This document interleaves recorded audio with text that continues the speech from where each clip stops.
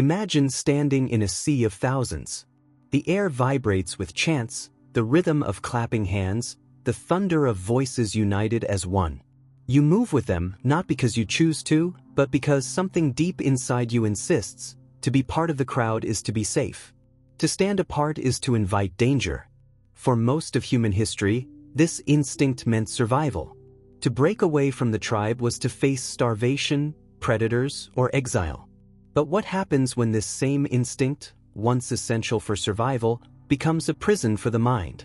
What happens when the crowd is not pursuing truth, but chasing illusions, echoing lies, and surrendering individuality for the comfort of belonging?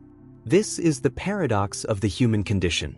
The more we cling to the crowd, the less we exist as individuals. The more we echo collective voices, the more we silence our own. And this silence is not harmless. It is the silence that has fueled history's darkest chapters. Crowds cheering as empires rose. Crowds obeying as atrocities unfolded. Crowds convinced that conformity is virtue, when in truth it was cowardice dressed as loyalty. Nietzsche called this the herd mentality. He believed most people would rather remain in the herd, where comfort and safety hide the cost of freedom, than confront the terrifying responsibility of thinking for themselves.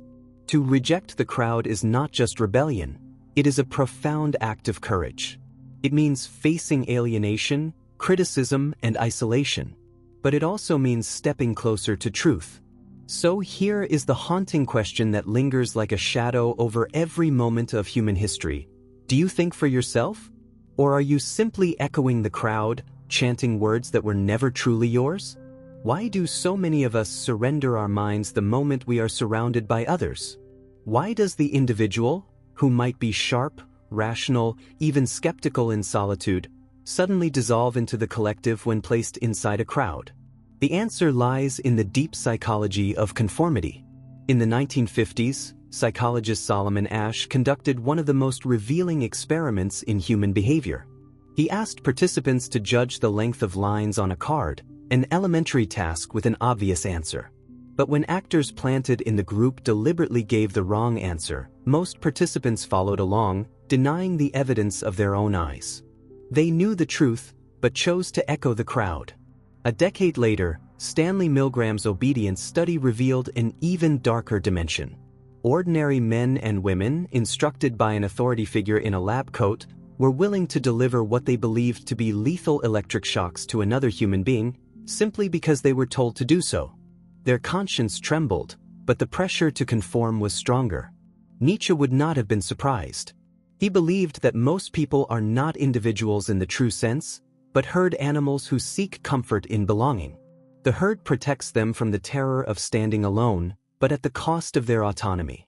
It offers the illusion of safety while quietly demanding the sacrifice of freedom. Evolution made this instinct hard to resist. In small tribes, survival depended on unity. Those who questioned too much, who resisted the group, often faced exile, or worse. Over generations, conformity was rewarded, while rebellion was punished. Our brains were wired to fear separation more than deception. To be cast out from the tribe was to die. But in the modern world, this instinct has been weaponized. Governments exploit it to maintain obedience. Corporations use it to shape consumer behavior. Media harnesses it to steer public opinion, creating echo chambers where dissent is ridiculed and compliance is celebrated. The instinct that once kept us alive now keeps us asleep. What makes herd psychology so dangerous is not that it blinds people to truth, but that it convinces them truth is irrelevant. When everyone around you repeats a lie, it begins to feel safer than questioning reality. When the crowd cheers, silence feels like betrayal. When the herd moves, standing still feels impossible. And so we begin to see Nietzsche's warning with clarity. Herd instinct is not mere weakness, it is programming. A mechanism carved into us by evolution, now manipulated by power structures that understand its force better than we do. To resist it is to resist something ancient and primal. To break from it requires not just intelligence, but courage. The strongest minds are those who can look the crowd in the eye, hear its chants, feel its pressure, and still refuse to surrender their voice. They are rare, and because they are rare, they are often hated. But they are the only ones who ever truly think. Nietzsche observed something unsettling about the way human beings create morality. He argued that morality, far from being universal or divine, was often a tool, shaped by the weak to restrain the strong. He called this slave morality. In Nietzsche's eyes, slave morality was born out of resentment. Those who lacked strength, power, or independence could not compete directly with those who possessed them. So instead, they inverted values. Strength became cruelty. Pride became arrogance. Independence became selfishness. Meanwhile, weakness was rebranded as virtue. Humility was praised. Obedience was celebrated. Submission to authority was declared righteous. Over time, this inversion hardened into cultural norms, reinforced by religion, law, and tradition. The crowd, Nietzsche believed, thrives on this morality because it provides comfort. Slave morality assures the many that their conformity is not weakness but goodness. It tells the herd that following the rules is noble, that blending in is moral, that questioning authority is dangerous.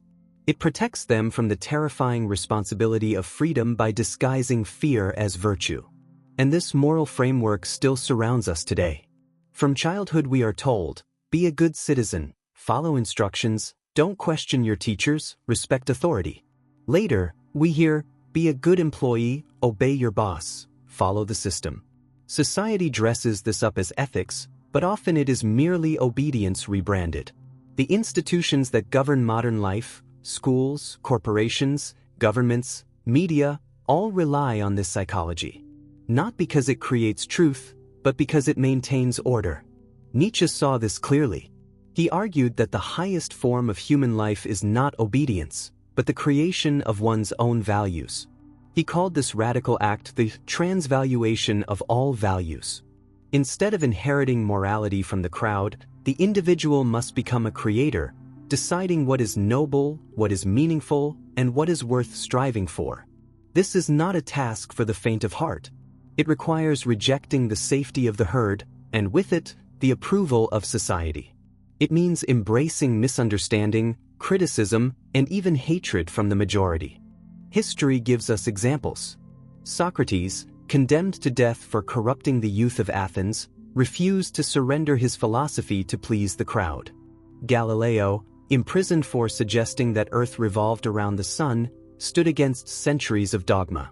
Even prophets and revolutionaries, whether admired or despised, often walked this same path, the path of breaking with herd morality to carve out a higher truth. But Nietzsche warned that most people will never attempt this. They will cling to the comfort of slave morality because creating one's own values is terrifying. It demands the courage to walk alone, the strength to endure rejection, and the will to live without guarantees. Yet, for Nietzsche, it was only through this path that greatness was born. Only by overcoming the morality of the herd could humanity rise above mediocrity. The disturbing part is how relevant this remains today. Modern society continues to glorify obedience. Questioning the system risks being labeled ungrateful, rebellious, or dangerous. Social media amplifies herd morality, rewarding conformity with likes and punishing dissent with outrage. The crowd assures us that to blend in is good, and to stand apart is evil. Nietzsche's warning echoes louder than ever. What we call morality may simply be fear in disguise. The strongest minds, then, are those who refuse this disguise. They see through the morality of the herd and recognize it for what it is, a mechanism of control. They refuse to be bound by values that were never their own. Instead, they take on the terrifying, exhilarating task of creating new values, of living authentically, even if it means walking alone. This is the rebellion Nietzsche demanded. A rebellion not of violence, but of the spirit. A rejection of imposed virtue, and an embrace of self-created meaning. To resist the morality of the crowd is to risk everything, but it is also the only path to true freedom. History is filled with examples of what happens when human beings surrender their judgment to the crowd. When the herd becomes the highest authority, truth is no longer measured by evidence, but by the volume of voices repeating the same lie. Consider Germany in the 1930s. An entire nation, battered by economic collapse and wounded pride after World War I, longed for unity and strength. Into this vacuum stepped Hitler, a master manipulator of herd instinct. Through rallies, symbols, and propaganda, he transformed resentment into a collective identity. The crowd found comfort in belonging, but the price was catastrophic. Those who questioned the rising tide were silenced, shunned, or eliminated.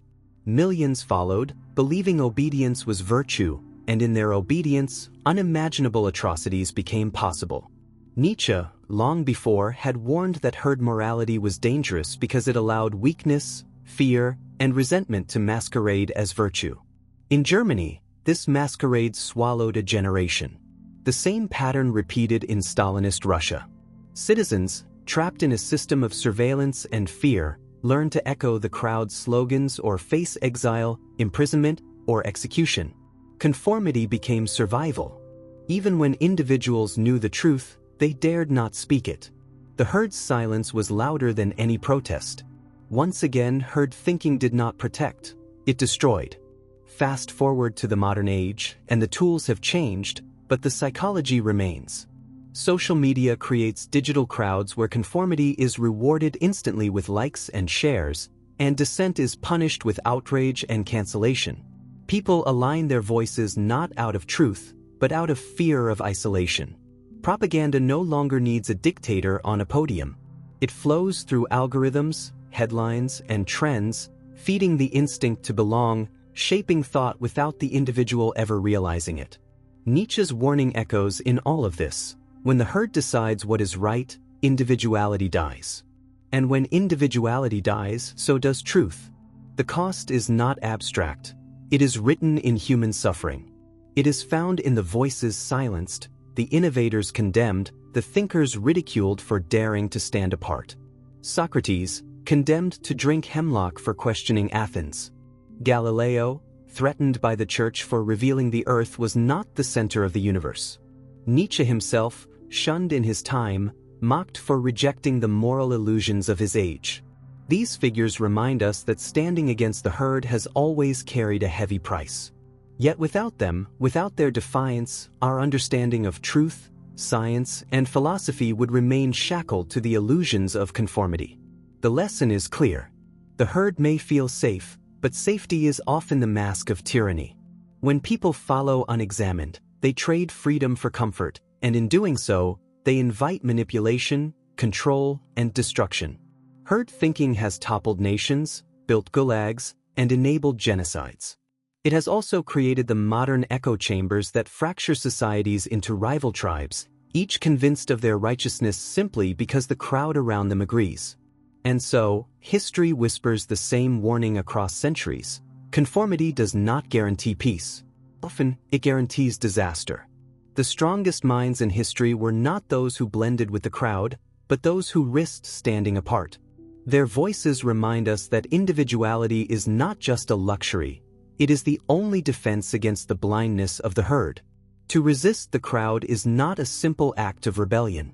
It is a heavy burden, one that leaves its mark on the soul. The independent thinker does not only face disagreement, he faces loneliness.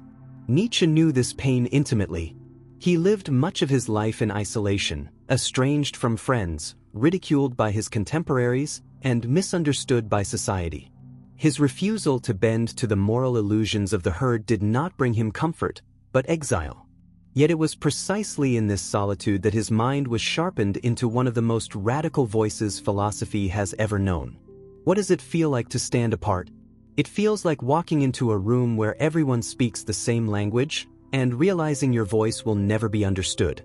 It feels like knowing the truth burns inside you, but to speak it aloud is to risk ridicule or rejection. The temptation to blend back into the crowd becomes overwhelming. To be embraced by the herd is to be relieved of the burden of individuality. And yet, for the strongest minds, that temptation must be resisted. Loneliness, then, becomes both the price and the gift of independence. When you step outside of the collective, you lose the comfort of belonging, but you gain something far greater, the chance to meet yourself. Carl Jung described this process as individuation, the path by which a person becomes whole by confronting their unconscious, their fears, and and their shadow. But individuation cannot occur within the herd. The collective drowns out the inner voice. Only in solitude does the individual hear themselves clearly enough to grow into their true self. The loneliness of the independent thinker is not empty, it is transformative. In that space where no applause is heard, no validation is given, the mind learns to stand on its own legs. Anxiety and doubt accompany it, but so does freedom. Freedom from the constant need for approval. Freedom from the suffocating weight of consensus. When society rejects you for thinking differently, it is easy to mistake this rejection as proof of failure. But Nietzsche and Jung remind us, rejection is often the sign that you are walking the path of authenticity. To think independently is to endure misunderstanding. To live authentically is to accept loneliness as a companion. And yet, this solitude reveals its hidden beauty. It sharpens thought. It strengthens will. It transforms suffering into self-realization. The crowd offers belonging, but it does not offer truth. Solitude offers truth, but it demands courage. Every individual who has ever carved a new path, philosophers, artists, scientists, reformers, has walked through this valley of loneliness. Their pain was real, but their discoveries reshaped the world. And so, the question emerges for each of us. Is the cost of loneliness worth the freedom of truth? The crowd no longer gathers only in the marketplace or the church square. Today, it exists everywhere, diffused into our screens, coded into the algorithms, stitched into the fabric of our daily lives. What Nietzsche once saw in the masses of his time has multiplied into something far more powerful. A digital crowd without borders, without sleep, and without mercy. Consider social media. On the surface, it promises a stage for individuality, a platform for self-expression. But look closer and you find something else, an endless arena where conformity is rewarded and dissent is punished. The Twitter mob descends on those who speak outside the accepted narrative. TikTok trends create tidal waves of imitation, where originality drowns under the pressure of virality. Instagram offers curated freedom, thousands of identical lifestyles painted in slightly different filters. The result is a digital collective more relentless than any physical crowd in history. Nietzsche warned that the herd seeks comfort in sameness. Today, algorithms do this work automatically, funneling us into echo chambers where difference is erased and dissent becomes dangerous. A single unpopular opinion can destroy reputations, careers, even lives. The individual learns to censor themselves before the crowd has to. What once was shouted in the streets is now enforced silently, invisibly, by the architecture of the platforms we depend on. And yet, the illusion persists. We believe we are freer than ever. We can choose what to watch, what to buy, what to believe. But consumerism has mastered the art of selling individuality. Each prepackaged lifestyle, minimalist, luxury, spiritual, rebellious, is marketed as a unique path. And yet all are mass-produced, all are scripted, all designed to keep the crowd divided into predictable categories. You may choose your flavor of rebellion, but you are still a consumer in the same system. The same psychology has infected politics. Ideologies no longer invite debate, they demand allegiance. To dissent is not simply to disagree, it is to betray. Those who question the narrative are branded as outsiders, enemies, heretics. Tribal banners replace critical thought. Nietzsche foresaw this too. A future where the crowd would not only pressure individuals into obedience but define their very identity. To belong, one must think, speak, and act as the herd commands. The danger of the modern crowd is subtle. It does not announce itself as control. It disguises itself as choice, as freedom, as empowerment. But the reality is more sinister. The more we conform, the more predictable we become. And the more predictable we are, the easier we are to control. This is the paradox of the digital age. Never before have individuals had such tools to express themselves, and never before has true individuality been so rare. Nietzsche's warning echoes here with prophetic clarity. He told us that in an age of mass conformity, the individual would become endangered. Not because people would lack ideas, but because they would fear the cost of standing apart. Look around. The crowd is no longer an occasional presence, it is the air we breathe. It is the endless scroll, the trending topic, the viral outrage. To resist it is harder now than ever before, because the crowd has learned to wear the mask of individuality. And if Nietzsche was right, then the future belongs not to those who merge seamlessly with this machinery, but to the few who dare to resist it, who refuse to let their voice dissolve into the algorithmic chorus. There comes a point when every thinking individual faces a choice: to follow the path of comfort and conformity, or to step into the uncertain terrain of solitude and authenticity. Nietzsche believed this choice defined the difference between the herd and the free spirit. The strongest minds, he said, are not those who master others, but those who master themselves. They are willing to endure loneliness, to be misunderstood, even to be despised, because their allegiance is not to the crowd, but to truth. To become an outsider is not glamorous. It is not the romanticized picture of rebellion painted by pop culture. It is a slow, grinding confrontation with the fear of isolation. Friends may turn away. Institutions may close their doors. The world may label you arrogant, dangerous, or insane. Nietzsche himself endured this fate. His works were ridiculed in his lifetime, his ideas distorted, his health broken by the weight of solitude. Yet from that crucible emerged some of the most transformative philosophy ever written. His fate reminds us, the path of independence carries a cost, but also a profound reward. This reward is freedom. Not the superficial freedom sold in advertisements or promised by political slogans, but the freedom of a mind unchained. The outsider is no longer bound by the morality of the crowd, no longer seduced by the comfort of imitation. They live by values they have forged themselves. This is what Nietzsche called the transvaluation of all values, the courage to create meaning in a world that offers only ready-made illusions. The modern world tells us that safety is the highest good, that blending in will protect us, that obedience will shield us from chaos. But Nietzsche turned this logic on its head. Safety, when bought at the expense of authenticity, is another kind of prison. To be free is to risk rejection, to accept the burden of responsibility, to walk the path with no guarantees. It is to stand at the edge of the abyss and choose to step forward anyway. Carl Jung expanded on this insight with his concept of individuation. He argued that the journey toward the true self requires breaking from the collective. We must integrate the shadow, face the truths the crowd would rather deny, and embrace the wholeness of our being. Individuation, like Nietzsche's free spirit, is not about superiority, it is about honesty. It is the refusal to live a borrowed life. And yet, the outsider does not reject the crowd out of hatred. The strong mind does not despise the herd. Instead, they see the crowd for what it is, a refuge for many, a source of comfort for those not yet ready to walk alone. To step away is not an act of contempt, but of courage. It is the recognition that truth matters more than acceptance, that freedom is more valuable than safety. So here lies the call to action. When you see the crowd rushing in one direction, pause. Do not simply follow. Ask yourself, is this truth or is this comfort? Is this authentic or is it merely convenient? The crowd may offer protection, but it will never offer freedom. The strongest minds know this. They step away, not because they seek to dominate, not because they wish to stand above, but because they cannot betray their own soul.